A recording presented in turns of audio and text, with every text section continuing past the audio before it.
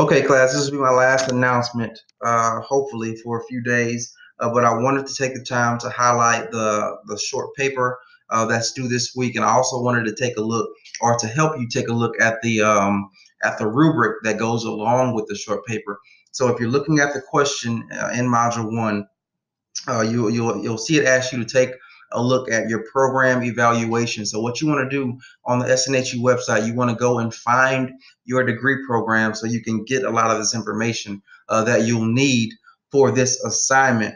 Now, when you get down to the questions, you want to look at it says, what was your experience like in your undergraduate program, and how will this program differ?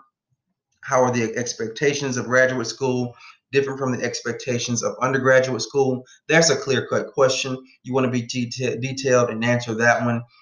What did you go through in undergraduate, and what are you expecting for graduate school? Now, here's when you get into a little bit of the course evaluation. It says, what courses will you take initially? If this is the only course you're taking, you can list that. That's fine. And how will you sequence the remaining courses? So you don't have to list every single course, but you want to highlight a few courses that you're going to take. I would say within the span of at least 2 terms. So if you're only taking SNHU 501 right now, what will the next 2 terms look like? You don't have to go the whole length of the program. Just tell me what the next 2 terms will look like regarding your course sequence. Um, and it says, what larger standards and conventions guide work in your chosen program areas. This may include citation standards, ethical guidelines. So basically, you're looking for if there are any particular writing styles that program wants you to use, if there are any particular ethical guidelines that your program specifically goes by. And again, this can be found on that website or on your program website. And lastly, what resources might you need to ensure you move forward successfully in your program? So this can be where you mention some things like the online writing center, like the tutoring services that are available, like your advisor that you have here at SNHU. So these are a few ideas of how to approach this paper.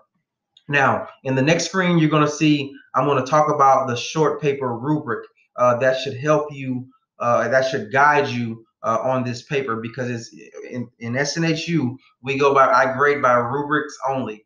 So I want to show you exactly what I'm expecting on this paper. All right, stay tuned.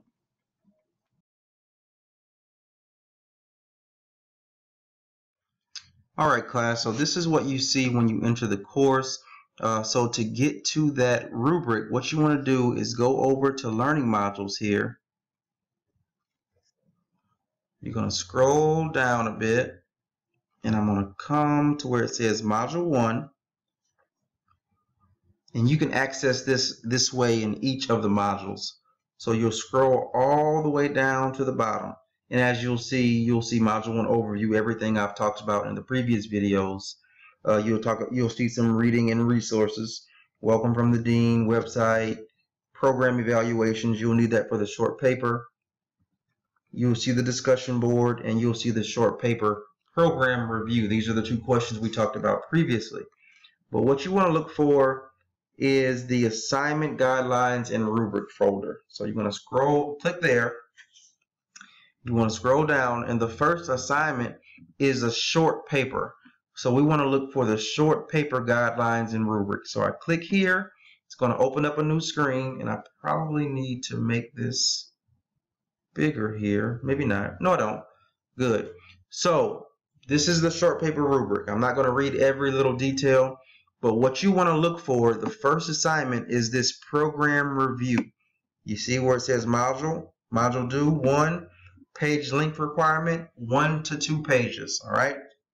So it's only 1 to 2 pages, but you want to be detailed and thorough in how you answer the questions. Okay.